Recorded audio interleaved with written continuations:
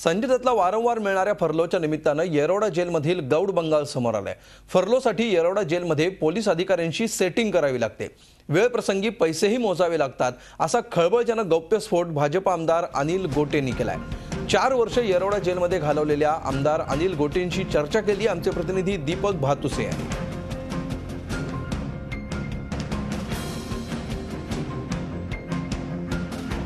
संजय दत्त वारंवार जेलच्या बाहेर येतो, त्याला वारंवार जेलच्या बाहेर येण्याची संधी मिळते, याच्या मागे कोण आहे याची चर्चा आता सुरू झालेली आहे।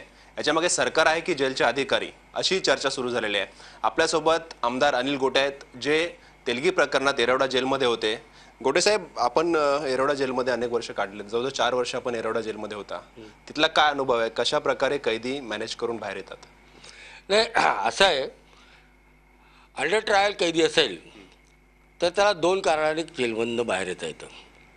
एक आहे ते म्हणजे कोर्टाच्या तारखांना, कोर्टाची तारीख लावून घेणं लवकरची, त्यानंतर पोलीस हेडक्वार्टरमध्ये जाणं पुण्याला, त्या ठिकाणी पैसे देणं 5,000 10,000, मग गार्ड लावून घेणं आणि मग गार्डच्या संरक्षणामध्ये बाहेर जाणं।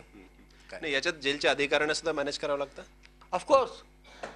काय डॉक्टरने जरी लिहून दिलं तरी जेलच्या अधिकाऱ्यांनी काय ते गार्ड मागवले पाहिजे ना, ते मागवण्याचे अधिकार तर त्यांचे आहेत।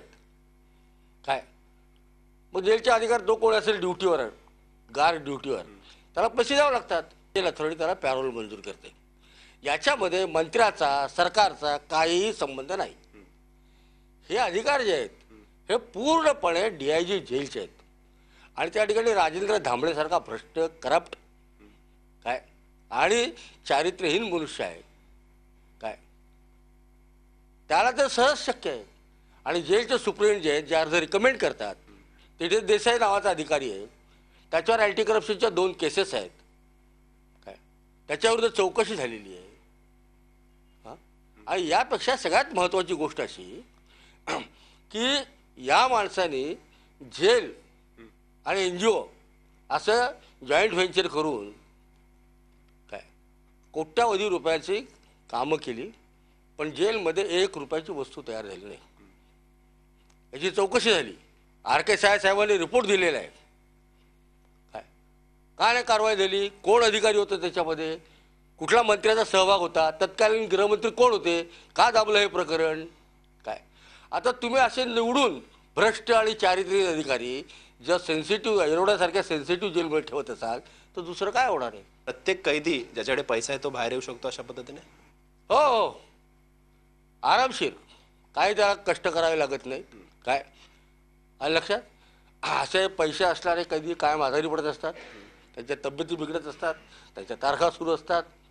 काय हे ते आरामशीर येऊ शकतात। काय काय दाम काय रेट असतो याला? रेट म्हणजे कमीत कमी 2,000 पासून तर त्याची काय कपॅसिटी आहे त्याच्यावर अवलंबून असतं। आता संजय दत्त सारखा असेल तर लाखात द्यावे लागतील। काय हां, तुम्ही कधी प्रयत्न केला अशा पद्धतीने? आम्ही नेहमीच करायचो। काय आमचं ट्रॅक रेकॉर्ड पाहणं आहे, आम्ही नेहमीच करायचो, आम्ही नेहमीच, म्हणून तुम्हाला माहिती आहे सगळ्या कथातले। काय तुम्ही कोणाला आणि किती पैसे दिलेत? मी पैसे दिले नाही, मी दम द्यायचो। हां, काय तू त्याला केलं ना, मग माझा का नाही? तू भाई ठाकूरला मदत करतो ना, मला का नाही? काय तू अप्पा लोंढेला मदत करतो ना, मला का नाही? मारण्याला मदत करतो, मला का नाही? आपला असं होता कार्यक्रम। काय ते म्हणायचे तू बोबलू नका, तुम्हालाही पाठवतो आम्ही। असं नाही, या सगळ्या प्रकरणाची या नव्या सरकारने चौकशी करावी अशी आपली मागणी आहे। या सगळ्या प्रकरणाची सरकारने चौकशी करण्यात वेळ घालवू नये। पहिल्यांदा या सगळ्यांच्या पार्श्वभागावर लाथा मारून बाहेर काढा। या सगळ्या प्रकरणाची सरकारने चौकशी करावी आणि दूध का दूध पाणी का पाणी करावं असं त्यांची मागणी आहे। व्हिडिओ जर्नलिस्ट प्रशांत कोचरेकरसह दीपक भातुसे, झी मीडिया, मुंबई। झी 24 तास रहा एक पाऊल पुढे।